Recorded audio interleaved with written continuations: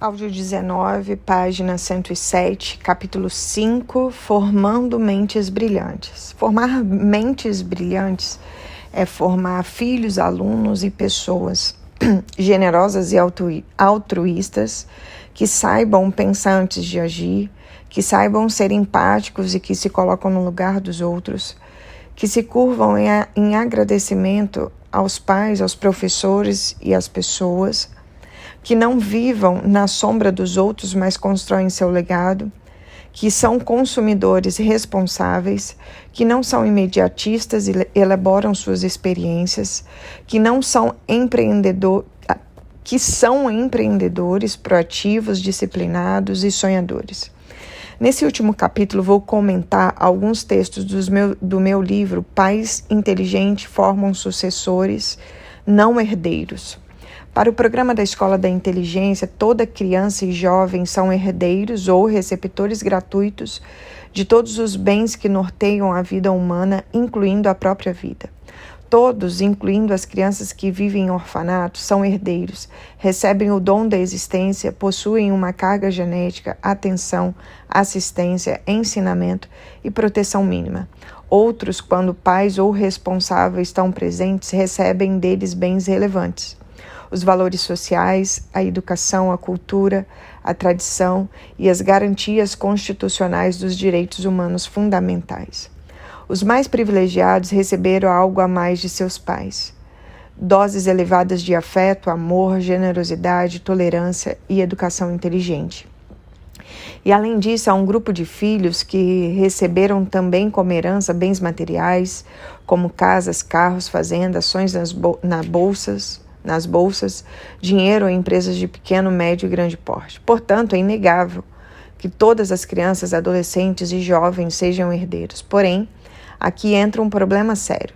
Nenhuma herança dura eternamente. Ela precisa ser, no mínimo, preservada e, se possível, enriquecida e expandida.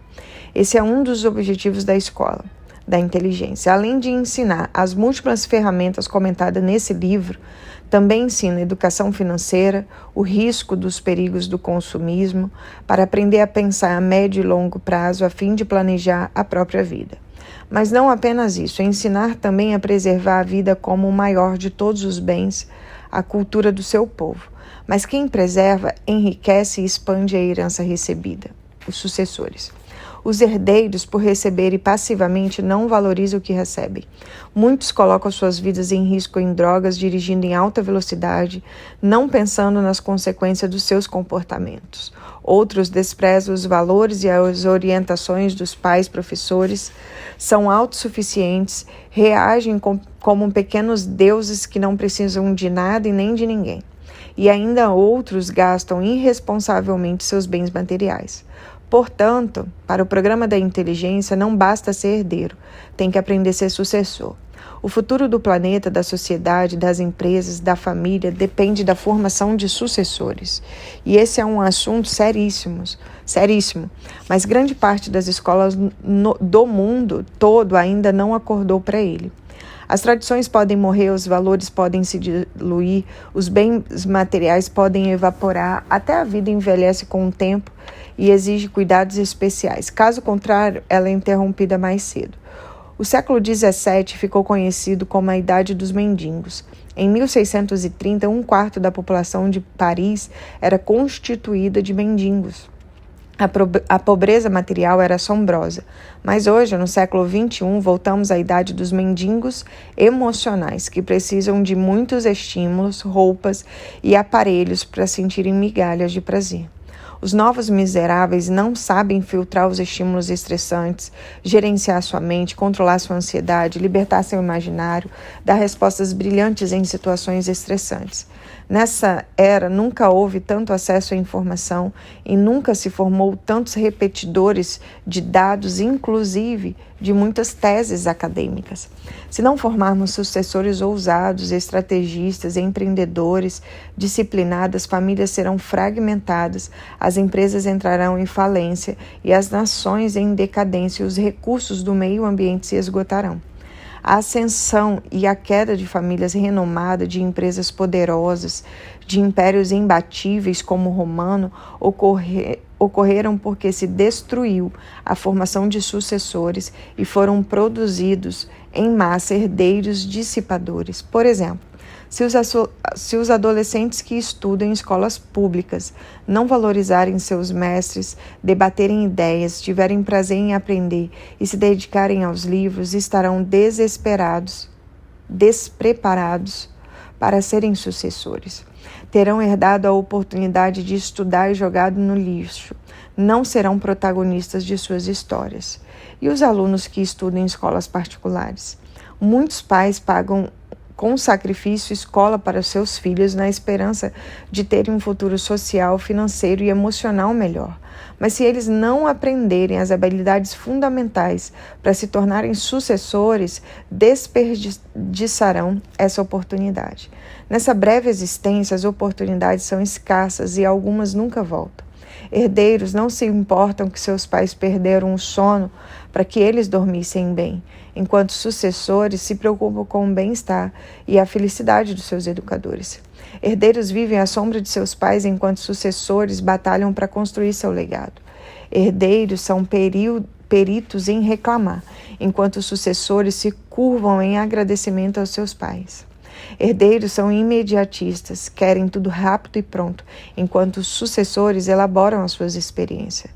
Se um filho herda uma pequena empresa e faz planejamento, traça metas, estabelece prioridades e usa seu capital intelectual para ser criativo, proativo, dinâmico, ele tem grande chance de expandi-la e transformá-la numa sólida e sustentável companhia. Deixa, assim, o rol dos herdeiros passivos, consumidores de heranças irresponsáveis e se torna um sucessor altamente digno. Uma das marcas dos sucessores é fazer muito do pouco, enquanto dos herdeiros é fazer pouco do muito. Mas como formar sucessores ou mentes brilhantes? Pais que atuam apenas com manuais de regras de comportamento, que são especialistas em apontar falhas. Aqui, gente, eu quero que vocês também substituam pais por líderes, tá bom? Porque vocês vão perceber que se encaixa muito bem. Então, vamos de novo. Como formar sucessores ou mentes brilhantes? Pais ou líderes que atuam apenas com manuais de regras de comportamento, que são especialistas em apontar falhas, elevar o tom de voz, criticar e comparar, pioram seus filhos ou sua equipe. Não os educam socioemocionalmente. Pais que não encantam, não são carismáticos e empáticos, que não sabem pensar antes de reagir e expor, e não impor suas ideias, não plantam janelas light na memória de uso contínuo e, portanto, também não educam o eu deles para ser autônomo, ter autocontrole e ser autor da própria história. Tem grandes chances de formar herdeiros e não sucessores. De outro lado, professores, líderes e pais que só transmitem dados de maneira fria, que não sabem educar a educação dos seus alunos, dos seus filhos, do teu time, resolver conflitos dentro de uma sala de aula ou dentro de uma organização, estimular a criatividade, o altruísmo e a generosidade, e nem muito menos os encantam para ter deleite de prazer em aprender, tem grande chance de formar uma plateia de herdeiros e não de sucessores. Infelizmente, dezenas ou centenas de milhares de escolas e empresas em todas as nações modernas sabem saturar a memória com milhões de dados, não estão aptas a formar pensadores proativos, empáticos, líderes de si mesmo, que saibam colocar-se no lugar do outro, trabalhar suas perdas e frustrações e construir oportunidades. Por isso, o programa da Escola da Inteligência não apenas alunos aprendem ferramentas fundamentais derivadas da teoria da inteligência socioemocional, mas também professores e todos pais e responsáveis. Alunos, pais, professores formam um tripé para ter mais sucesso em formar sucessores. Comentarei aqui 10 técnicas educacionais para formar mentes brilhantes, emocionalmente saudáveis e que preservem e enriqueçam os mais variados tipos de herança que receberam. A técnica número 1, ensinar sobre as armadilhas do ritual do consumo. Pais inteligentes ensinam a seus filhos desde a mais terrena idade que a vida é complexa e que sobreviver na sociedade moderna é uma arte. Deve comentar que o consumo produz a liberação de substâncias metabólicas cerebrais como a endorfina, que gera intenso prazer e, em alguns casos, estimula a repetição irresponsável do ritual de compra, o que cristaliza a síndrome do circuito fechado da memória. Quando estão diante de um objeto, fecha o circuito da memória, gera o desejo ansioso de adquiri-lo e compra por impulso. Compra-se por comprar e não por necessidade. Milhões de pessoas em todas as sociedades capitalistas estão endividadas em seus cartões de crédito por conta desse mecanismo inconsciente. Não sabem lidar com o dinheiro, não pensam nas consequências do seu comportamento. Passado o momento da compra, são invadidas por um sentimento de culpa. Os pais e as escolas deveriam ensinar as crianças e jovens a ser consumidores responsáveis. Nas décadas passadas, os traumas da infância eram estímulos estressantes que mais adoeciam. Hoje pode-se adoecer na fase adulta de maneira séria e contundente, mesmo que tivemos uma infância feliz. O consumismo, dívidas, mau uso de cartão de crédito são fontes de adoecimento psíquico. Você ensina a seus filhos e alunos, como fazemos na Escola da Inteligência, a serem consumidores responsáveis? E você é um consumidor responsável?